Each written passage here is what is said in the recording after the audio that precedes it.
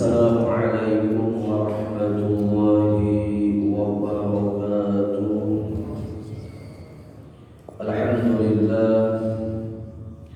Alhamdulillahi ala ihsanih wa syukru lahu ala taufiqihi wa imtinanih. Ashhadu an la ilaha illallah wahdahu la syarika lah ta'ziman li sya'nih. وأشهد أن سيدنا ونبينا محمدا عبده ورسوله أرسله بالهدى ودين الحق ليظهره على الدين كله. اللهم صل وسلم وبارك على سيدنا محمد الداعي إلى رضوانه وعلى آله وأصحابه ومن تبعهم بإحسان إلى يوم اللقاء ربي. أما بعد، سبحانك لا علم لنا إلا ما علمتنا إنك أنت العليم الحكيم. لا حول ولا قوة إلا بالله العلي العظيم. نوينا التعلم والتعليم والتذكر والتذكير والنفع والانتفاع والإفادة والاستفادة والحث على التمسك بكتاب الله وسنة رسول الله صلى الله عليه وسلم والدعاء إلى الهدى والدلالة على الخير ابتغاء وجه الله ومرضاته وقربه وثوابه. Bapak Ibu jamaah Masjid Ar-Rahman yang sama-sama dimuliakan oleh Allah, lagi dicintai oleh baginda Rasulullah, amin. Di subuh Ahad pertama ataupun yang ke-1 daripada bulan Dzulhijjah ini, kita diizinkan oleh Allah kembali bersama-sama untuk melanjutkan kajian ilmiah ataupun menjemput daripada warisan-warisan baginda Nabi Muhammad, yang mana kesemua itu alhamdulillah terus kita yakini bahwa bukan kemampuan kita, bukan kekuatan kita. Buktinya di saat minggu yang telah lewat atau minggu yang semalam ulun tidak dapat hadir disebabkan ada uzur yang tidak bisa ulun hadir. Mudah-mudahan sehat walafiat kita belajar, panjang umur dalam ketaatan hingga husnul khatimah hingga maut, mudah-mudahan amin Allahumma amin. Nah, Bapak Ibu rahimakumullah wa azabakumullah, mudah-mudahan juga dengan kita diistiqamahkan oleh Allah di dalam majelis ilmu menjadi sebab tertolaknya berbagai macam wabah bala musibah, mudah-mudahan amin. Karena di antara yang paling mujarab kata ulama untuk menolak dari berbagai macam bala musibah adalah adanya majelis ilmu, majelis zikir, majelis sholawat. Itu merupakan payung rahmat yang mana menangkal segala macam musibah dan wabah. Insya Allah kampung halaman kita dijauhkan oleh Allah dari bala musibah, mudah-mudahan amin. Bapak Ibu rahimakumullah wa azabakumullah, menyambung kajian kita Futuhul Arifin fi bayani a'malis salihin wal wasilina ila Allah Ta'ala. Dikatakan daripada musannif ini kitab Syekh Al-Hadj Muhammad Sani menukil daripada perkataan Al-Imam Ibnu Athaillah As-Sakandari rahimahullahu ta'ala wa nafa'na bi'ulumi fid dharain amin. Al-'arifu la yazalu tirahu, ya, halaman 74. Al-'arifu la yazalu tirahu wa la yakunu ma'a ghairillahi qarahu. Ujar beliau, yaitu Imam Ibnu Athaillah, mengatakan kembali di dalam kalimat bijaknya, orang yang disebut arifin atau orang yang ma'rifat kepada Allah, la yazalu ittirahu, tidak pernah melepaskan daripada rasa butuhnya kepada Allah, rasa perlunya lawan Allah selalu terus ada kepada orang arifin. Kadang kenal suasana senang kan, sedih kan, terus ada rasa harap, rasa butuh, rasa perlu dengan Allah. Itu orang arifin. Kalau kelas kita orang awam nih, pas sedih aja hanya ingat Allah. Itu untung juga masih ingat, ya kan? utang nangis, ya Allah, udah bisa tuyuk. Apa tiap hari datangi orang lagi utang? Hanya butuh Allah, hanya perlu Allah. Waktu sehat, ada pernah berdoa lawan Allah. Pas lagi sakit, ya Allah, sakit ya Allah. Tahu baik ya Allah. Ya Allah, COVID ya Allah. Tahu baik ya Allah. Kemana kamu waktu semalam, waktu kamu sehat, waktu kamu lapang, waktu kamu nyaman, ya Allah. Sudah sakit hanya datang kepada kami, kepada Bapak, wahai hambamu. Dengan cara demikian aku ingin ikam berkeluh kesah dengan aku, ya Allah. Amman yujibu idza da'ahu, amman yujibul muqtahu idza da'ahu. Dalam Al-Quran disebutkan, bukankah Dia Allah Maha mengabulkan, Maha mengijabah bagi orang yang iktirar. Apa iktirar? Butuh, perlu sangat dengan Allah. Idza da'ahu, apabila dia minta dan berdoa kepada Allah. Seberapa besar rasa harap dia lawan Allah, seberapa besar rasa butuh dia lawan Allah, sebegitu juga rasa ta'zim dia lawan Allah.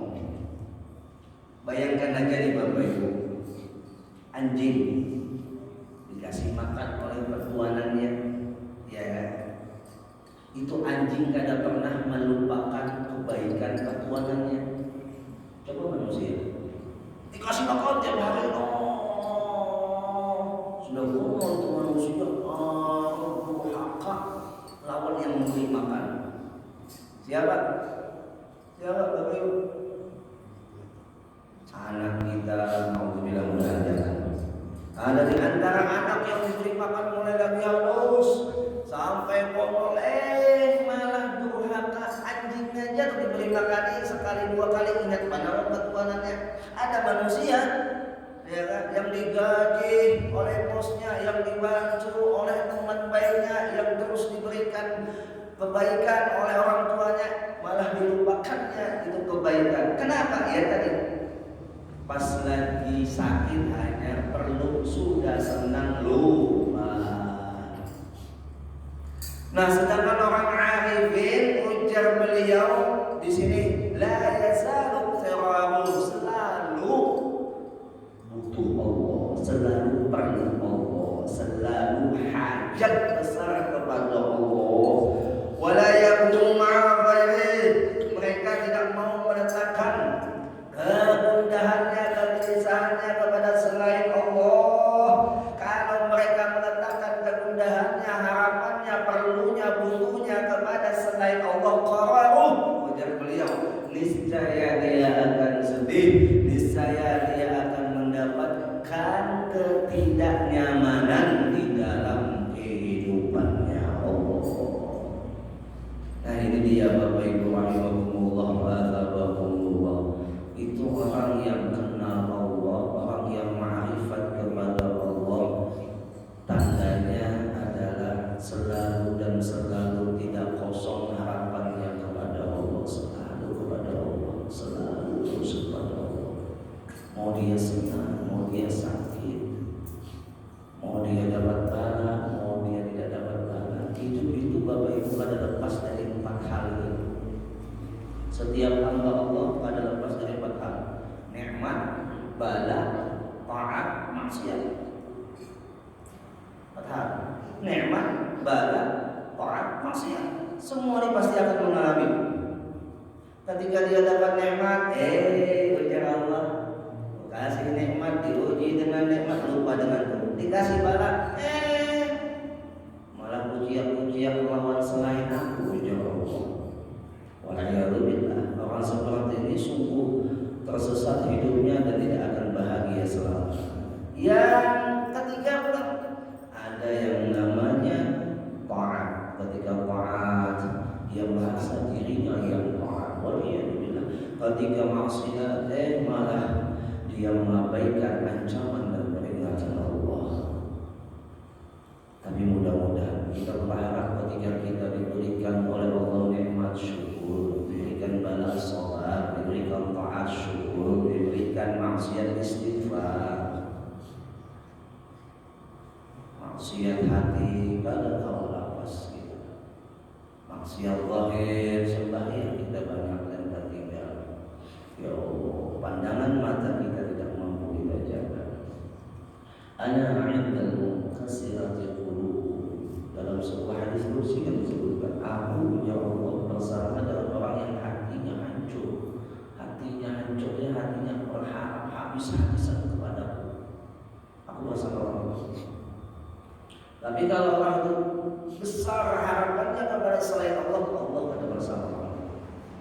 Walaupun Allah dekat pada hakikatnya, tapi Allah mengabaikan dengan pandangan rahmatnya.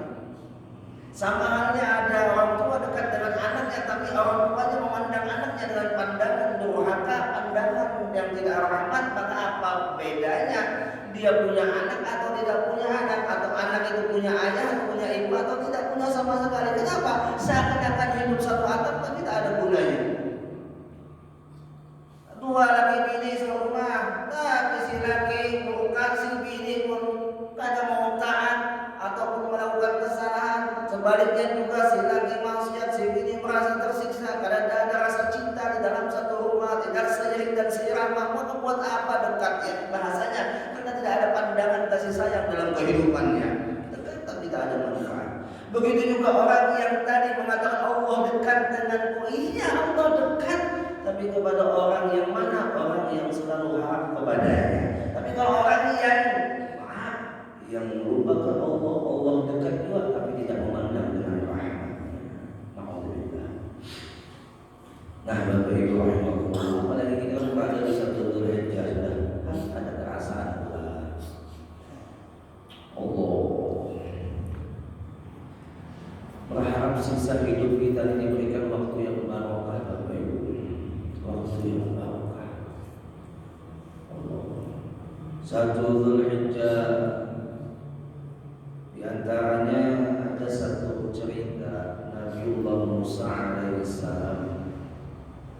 Itu ketika berdoa kepada Allah dengan begitu intihnya, dengan begitu khusyuknya, dengan begitu tadarru'nya, dengan begitu dahsyatnya. Tapi doa Nabi Musa pada saat itu tidak dikabulkan oleh Allah. Artinya tidak langsung dikabulkan oleh Allah. Nabi Musa pun minta, cari ya Allah, ajariku supaya aku ini berdoa dengan sesuai apa yang engkau inginkan, dan engkau pun mengabulkan dengan sesuai dengan apa yang engkau ridhoi. Pada saat itu Allah mengatakan, ya Musa, idza dakhala, apabila masuk Ashru min Dzulhijjah, yaitu 10 daripada bulan Dzulhijjah, itu 10 awal daripada bulan Dzulhijjah. Qul, katakan wahai Musa, la ilaha illallah, kalimat la ilaha illallah. Aku ya Allah aqdi hajatak, niscaya mengabulkan hajat. Dari cerita ini riwayat Imam Al-Tabrani tidak ketinggalan juga Sayyidina Abdullah bin Abbas. Beliau menafsirkan ayat wa yadhkuru ismallah fi ayyamin ma'lumat dalam surah Al-Hajj. Wa yadhkuru ismallah fi ayyamin ma'lumat, berzikir selalu kepada Allah, menyebut selalu nama Allah pada hari-hari yang ditentukan, fi ayyamin ma'lumat. Lalu beliau menafsirkan ayyamin ma'lumat di sini ayyamul 'ashr, yaitu 10 awal daripada bulan Dzulhijjah. Nah, di antara amalan di 10 awal Dzulhijjah ini, selain puasa yang kita ketahui, ada juga yang namanya zikir. Jadi 10 awal Dzulhijjah yang kita itu ada gawian, ayo ringankan lidah kita untuk berzikir, untuk menguatkan rohani kita, mensehatkan rohani kita. Zikir itu Bapak Ibu vaksin untuk rohani kita. Kalau saja jasmani itu perlu vaksin di zaman-zaman yang banyak wabah, ya, zaman COVID semacam ini, maka rohani kita lebih lagi butuh dan perlu vaksin daripada zikrullah.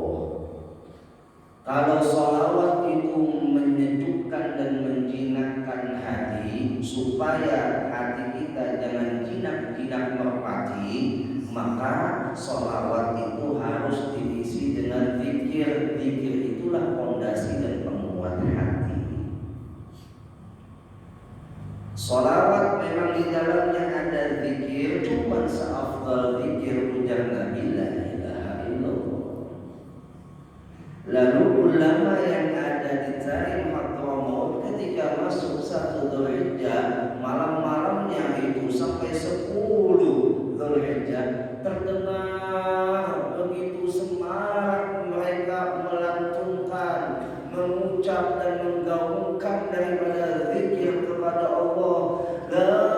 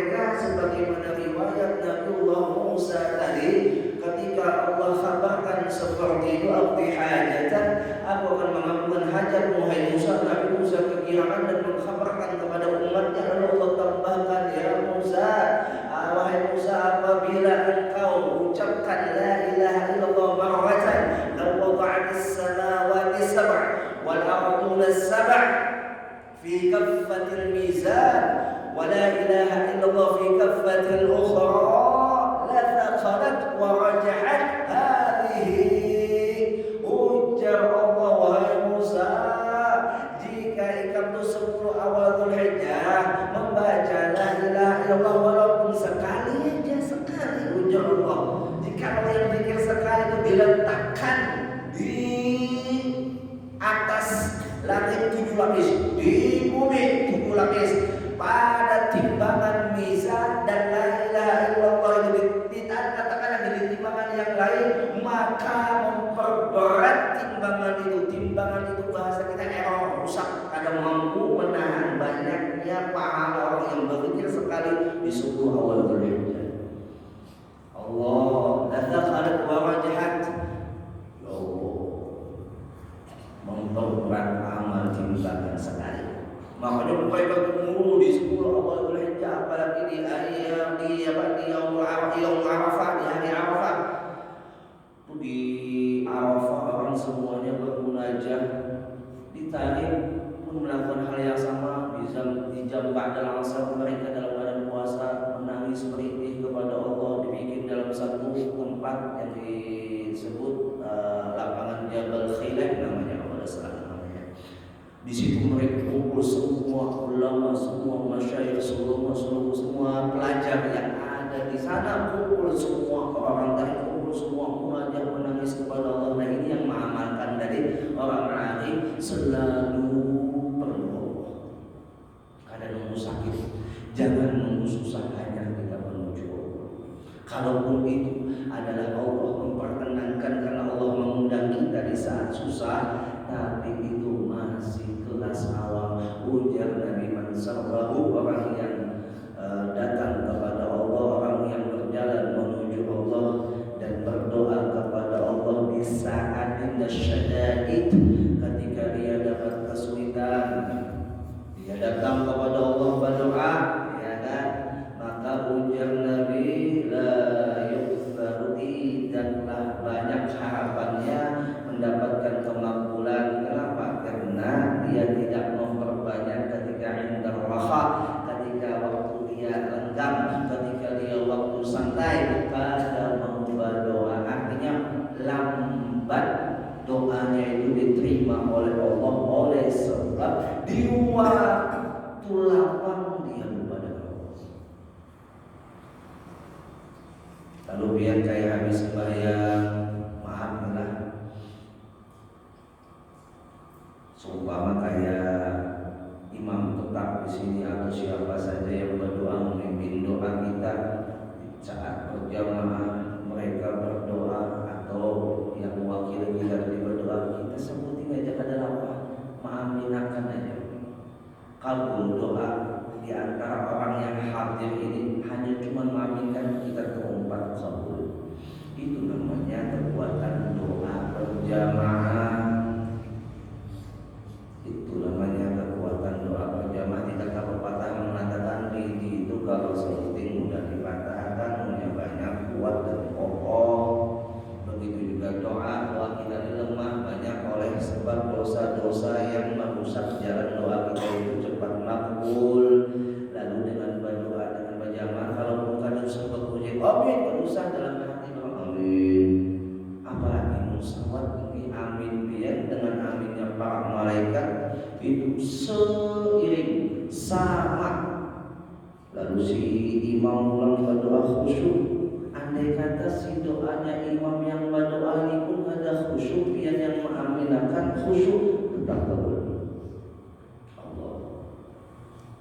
Pernah satu ketika ada orang datang kepada Guru Mulia.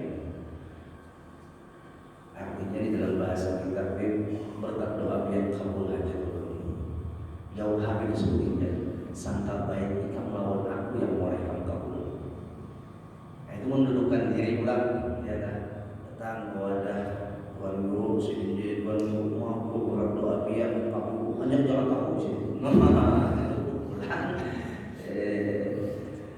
Artinya apa? Ada orang itu husnudzonnya kuat benar kepada salah satu di antara yang ia yakini, umpama menjadi wasilah perantara Allah. Dia yakin doa itu kabul. Husnudzon yang yakin itulah yang menyebabkan cepatnya sampai doa dia kepada Allah. Makanya kita di bulan Dzulhijjah juga acara haul Syekh Semar, ya kan? Wasul wasilah kita melewati jalan sini. Coba kira-kira baik-baik renungi dalam setiap acara haul semacam ini. Kita kada pernah bertemu sini loh. Kita kada pernah dapat ilmu langsung dari sini. Tapi kok kenapa kita ikut mengadakan haul Tuan Syekh Muhammad? Jawabannya seperti Allah yang menggerakkan hati kita untuk diperkenalkan oleh Allah akan kekasihnya, walaupun jarak zaman yang beda, jarak makom antara beliau dengan kita di Banjarmasin sangatlah jauh. Tapi kalau sudah Allah menginginkan orang itu mulia, lalu diperkenalkannya lah, tak peduli yang namanya waktu, tak peduli yang namanya jarak, Allah akan memperkenalkan melewati siapa saja. Dulu mana ada medsos, mana ada live streaming dulu adalah kalau saya mau masuk live streaming kayak Facebook, YouTube, tidak ada ya Allah. Tapi nama masih harum sampai saat ini masih diingat orang, sampai saat ini masih disebut-sebut orang. Allah kenapa ya tadi? Faman tahaqqaqa 'izzu billah lam yaqdir ahadun ghayrillah. Barang siapa bersungguh-sungguh memperdapati kemuliaan dengan Allah, maka tidak ada satupun yang mampu menghinakannya. Kalau sudah Allah tetapkan orang itu wali, orang itu dicintainya, orang itu dimuliakannya, siapapun orang di dunia ini hendak menghinakannya akan mampu menjatuhkan nama baiknya. Kalaupun di dunia waktu hidup semua wali itu kadang ada yang nyamannya. Jadi hatinya perjalanan wali itu kadang ada yang nyamannya. Imam Abu Hanifah sudah masuk penjara, ya kan? Imam Malik disidang karena yang nyamannya, ya kan? Para sahabat aja yang mati terbunuh hampir merata. Sayyidina Abu Bakar yang selamat, Sayyidina Abu Umar dibunuh, Sayyidina Utsman dibunuh, Sayyidina Ali dibunuh. Adalah yang nyaman. Tidak ada yang nyamannya jadi wali. Tapi kenapa nama mereka harum sampai saat ini disebut? Ayo waktu Ramadan loh, ya kan tarawih. Al-Khalifatul Awwal. Kenapa ada Al-Khalifatul Ula Ustaz? Kenapa itu muannas? Ya memang kalimatnya muannas, tapi khalifahnya merujuk kepada orang yang laki-laki tapi ya enggak. Nah, merujuk kepada laki-laki lalu disebut Al-Khalifatul Awwal. Akhirnya nama-nama mereka diabadikan oleh Allah dalam keharuman sebagai harapan baru untuk dimana mengikuti langkah mereka, cara mereka mendapati kemuliaan yang hakiki, bukan malah mengejar kemuliaan yang fana seperti kita kebanyakannya. Mudah-mudahan jangan. Banyak di antara manusia yang mengejar kemuliaan yang fana, kemuliaan yang tidak kekal akan sirna, maka kita dituntut oleh Allah Jalla wa'ala, kejarlah kemuliaan yang baqa, yang kekal. Walillahil izzatu wa lirasulihi wa lil mu'minin. Dan bagi Allah kemuliaan itu, dan juga bagi Rasulnya, dan bagi orang yang beriman diberikan oleh Allah kemuliaan itu. Maka apabila kemuliaan itu sudah diberikan oleh Allah, ingat satu hal, sampai ke akhirat kelak kita tidak akan dihinakan Allah. Tapi kalau hanya orang mengejar kemuliaan di dunia ini, kalau di dunia ini masih ditutup oleh Allah karena lantaran istidraj, lantaran dilanjur oleh Allah, esok kelak akan dihinakan oleh Allah. Bahkan matinya pun dilupakan oleh Allah itu orang, sehingga jasa-jasanya dimatikan oleh Allah. Jangan orang lain, anak dan keturunannya pun melupakannya Allah. Nah itu dia Bapak Ibu. Contoh lagi, para pejuang kita 17 Agustus Ahad, ya benar. Nama mereka disebut dalam pelajaran sekolah, disebut harum nama mereka.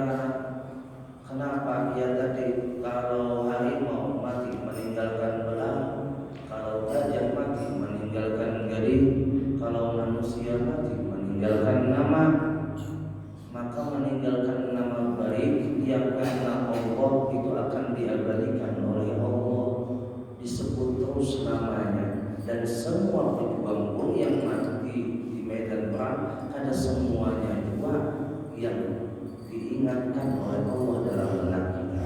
Ada yang diingatkan, ada yang dilupakan. Artinya apa? Ketika mereka berjuang habis-habisan, itu tergantung niat hati mereka. Dan kita yakini para pejuang bahwa mereka ketika berjuang niatnya terus dengan semboyan mati atau merdeka. Ya kan? Mati atau merdeka. Mereka habis-habisan mengusir penjajah, nyawa pun hilang, istri jadi janda, anak jadi yatim, tidak mendapatkan pangkat dan jabatan, hanya untuk memerdekakan ini bangsa dan mengusir para penjajah yang dianggap yang telah menghancurkan, memporak-porandakan bangsa ini. Tapi kenyataannya yang perlu kita waspada, akhir-akhir ini perlu waspada, bukan menakuti, perlu waspada. Akhir-akhir ini malah penjajahnya yang banyak diundang. Coba ada, coba kasihani bukan berjuang kita mengusir, ya kan? Mulai PKI-nya mati-matian ulama memperjuangkan bangsa ini, walaupun dulu tidak hidup di zaman di mana G30 SPKI, ya kan? Tapi mendengar cerita orang tua balik, karena mungkin orang tua balik biasa berdusta. Di negara itu ada lubang buaya, ya kan? Orang jarang tahu biasanya pembuaya zaman PKI. Mereka tidak memikirkan lagi namanya milik manusia. Liciknya minta ampun, dan diceritakan seperti itulah dibantai para ulama, dibantai para pejuang. Dan mereka bela-belain menghabiskan hidup para penjajah, Belandanya kah, Jepangnya kah. Bukan kita menyebut negaranya itu kada baik, tapi dulu ingat akan pernah mereka menjajah bangsa kita. Sekarang mereka sudah taubat, alhamdulillah.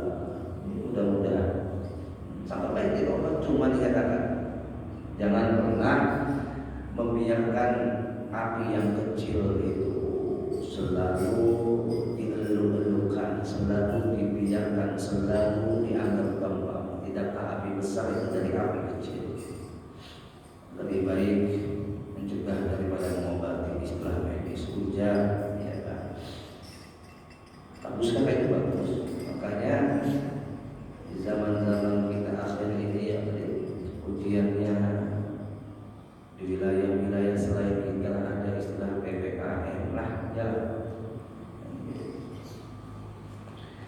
kita menyikapinya yang sudah diberlakukan PPKM, mudah-mudahan mereka dikuatkan oleh Allah, dan apa yang menjadi tujuan pemerintah niat baiknya dikabulkan oleh Allah. Tapi apabila ada niat jahatnya, mudah-mudahan jangan sampai dikabulkan oleh Allah, kembali kepada mereka sendiri. Allah. Tapi ya tadi, jangan hanya jasmani divaksin, malah rohani perlu divaksin. Biar buat apa sehat nggak ada selamat mati. Rohani divaksin, pikir kuati, diri kuati, kepala antara amunnya vaksin rohani ini terus biar tambahkan imun, ya kan, jawab medis itu harus kuat, apalagi iman.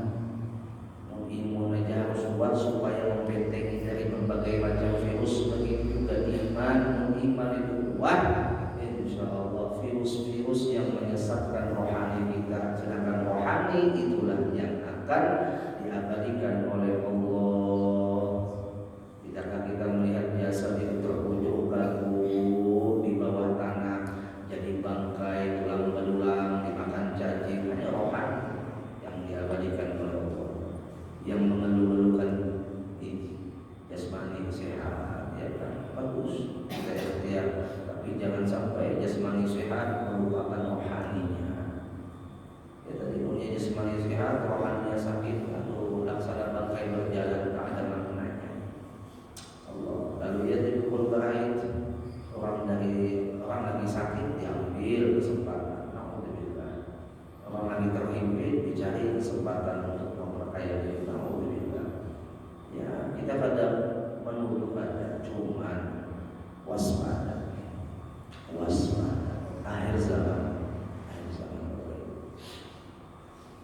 bahwa anak kita duduk di majelis sholawat, majelis maulid, biar aja orang abut, biar kita abut.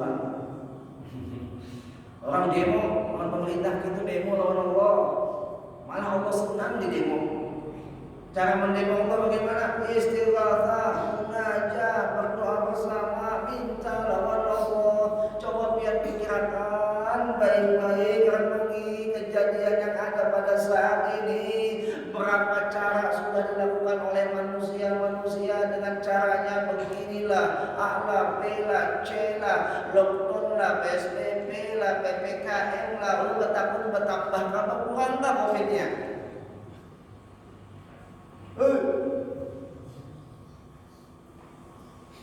Allah mengatakan, kau kayak apa aja caranya membuka hendak menghilangkan COVID, kata kau hilang, ya Allah.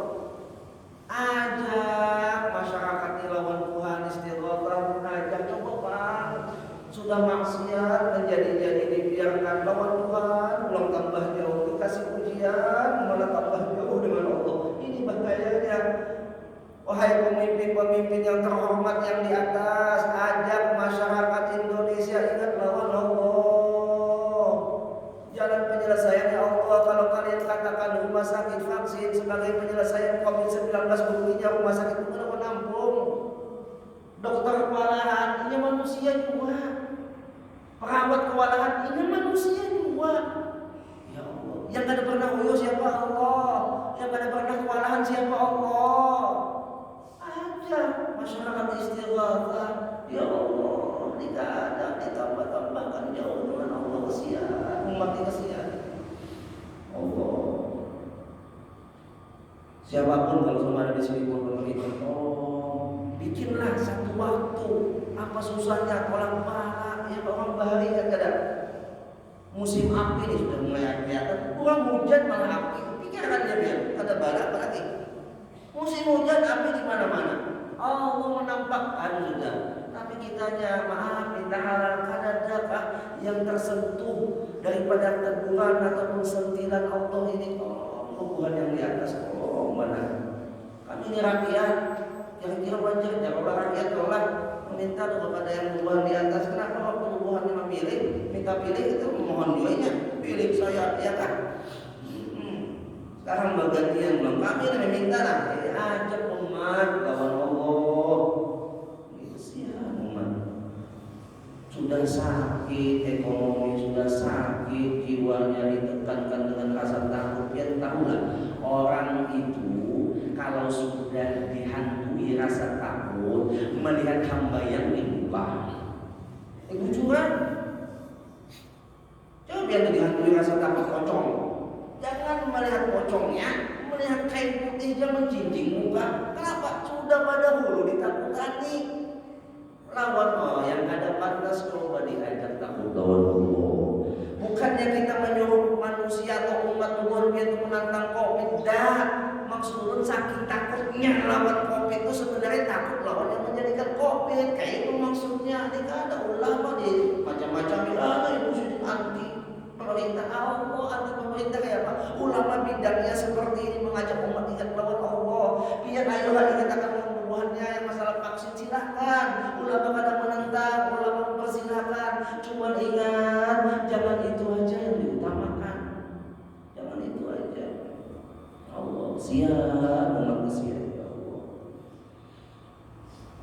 Allah, dan kita selamat dunia akhirat. Mudah-mudahan kita yang mulia dosa, husnul khatimah, mudah-mudahan amin. Allahumma amin. Minta maaf, minta halal, minta ridha dan maghfirah.